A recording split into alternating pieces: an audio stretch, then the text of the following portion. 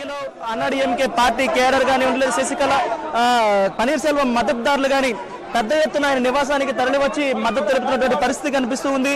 మొత్తం మీద వారం రోజులుగా ఎదురు చూస్తున్నటువంటి వీరు ఇలాంటి తీర్పు కోసం ఎదురు చూస్తున్నట్లు కనిపిస్తూ ఉంది. చూసినట్లయితే కార్యకర్తల కోలాహలం మిన్నట్టుతో కనిపిస్తూ ఉంది. సంబరాలు చేసుకుంటూ ఉన్నారు. శశికళకు సంబంధించి ధర్మం గెలిచిందని, ఆమెకు అలాంటి కరెక్ట్ తీర్పే వచ్చిందని, సుప్రీంకోర్టులో సరైన తీర్పే వచ్చిందని వారందరూ కూడా చెప్తున్న పరిస్థితి వచ్చింది. శశికళ జైలుకు వెళ్ళింది అంటూ వారందరూ కూడా సంబరాలు చేసుకుంటున్నటువంటి పరిస్థితి కనిపించాం. మనం చూస్తూ ఉన్నాం కోలాహలంతో నృత్యాలు చేస్తున్నటువంటి పరిస్థితి కనిపిస్తుంది. శశికళ తీర్పుపై ఓ పన్నీర్ సెల్వం నివాసం వద్ద కార్యకర్తలందరూ కూడా సంబరాలు చేసుకుంటున్నటువంటి పరిస్థితి కనిపించింది. చాలా ఉత్సాహం కనిపిస్తూ ఉంది. పన్నీర్ సెల్వం నివాసం వద్ద పెద్ద ఎత్తున కార్యకర్తలందరూ కూడా తరలి వచ్చి తమ ఆనందాన్ని పంచుకుంటూ ఉన్నారు. ఎలా ఉంది చెప్పండి? ఎక్కువ మంది ఉదయం నుంచి కూడా చాలా ఉత్కంఠతో, ఉదయం 10:30 గంటల సమయంలో చాలా ఉత్కంఠతో ప్రతి ఒక్కరూ కూడా ఎదురు చూసిన పరిస్థితి ఉంది. తీర్పు ఎలా వస్తుంది అని ఎదురు చూసిన పరిస్థితి ఉంది. ఒక్కసారిగా 10:35 సమయంలో కోర్టు తీర్పు బయటకు వచ్చింది.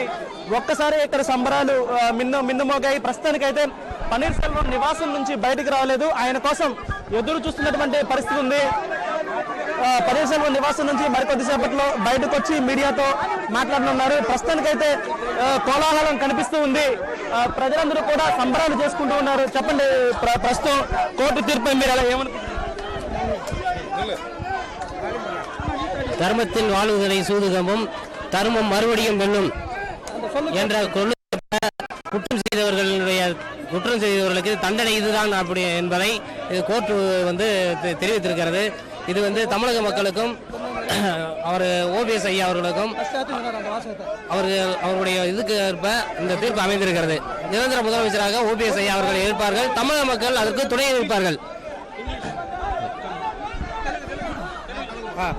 ఇది వచ్చి ఓపీఎస్ కి పర్మనెంట్ సీఎం వచ్చి తమిళనాడుకి ఓపీఎస్ గారు మాత్రమే.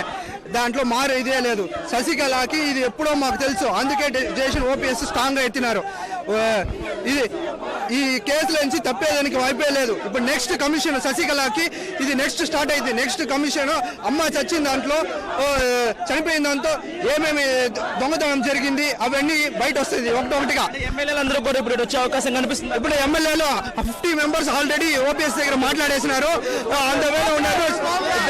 ఓపీఎస్ బయలుదేరేశారు. ఎమ్మెల్యేలు వాళ్ళు ఎవరైనా శశికళ జయలలిత మేనల్లుడు దీపక్ని పెట్టాలని, లేకపోతే కొంతమంది ఎమ్మెల్యేలు ఒకరిని ప్రతిపాదించాలనుకుంటున్నారు ముఖ్యమంత్రిగా. వాళ్ళు ఏమి ట్రై చేసినా కానీ అది కాదు. కానీ ఓపీఎస్ గ్యారంటీ.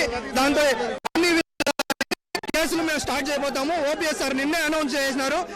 ఇంకా రాబోయే దీంతో అన్ని ఆపోజిట్ గానే జరగబోతుంది. కార్యకర్తల స్పందన ఇది చాలా ఉత్సాహంగా కనిపిస్తున్నారు. ఇప్పటికే శశికళ శిబిరంలో చాలా మంది ఎమ్మెల్యేలు ఓపీఎస్ తో మాట్లాడారని వారందరూ కూడా